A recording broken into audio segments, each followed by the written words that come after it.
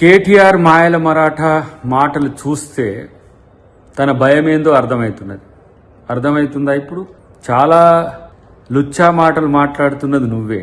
నీకొక ఇంగితం లేదు, వ్యవహారం లేదు, ఒక ఆలోచన లేదు. భయం పుట్టుకొని ఇలా చేస్తున్న నీ పిచ్చి ప్రేలాపనలు చూస్తుంటే ఒకంత నవ్వొస్తున్నది. ఇలా నువ్వు ఆట ఆడుకుంటా అని చెప్తున్నావు. దేనికి? దొంగతనం చేసి ఆట ఆడుకుంటావా? నీ ఆట మొదలైంది, అది గుర్తుపెట్టుకో. ఫస్ట్ ఇష్టానుసారంగా మాట్లాడితే ఏదో పెద్ద జనంలో హీరోని కావచ్చు అనుకున్నా. నువ్వు చేసింది దొంగతనం అనే విషయం నీకు తెలుసు.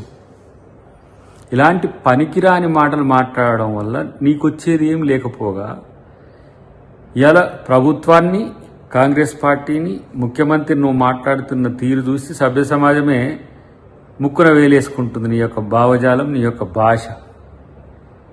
నిజంగా నిన్ను కనీసం గతంలో కేసీఆర్ కొడుకుగానైనా చూస్తానికి ఇష్టపడేటోళ్ళు. ఇప్పుడు నిన్ను చూస్తే, నీ వ్యవహార శైలిని చూస్తే ప్రజలు ఇలాంటోడా ఈ రాష్ట్రానికి మంత్రిగా పనిచేసిందనే స్థితికి దిగజారినావు.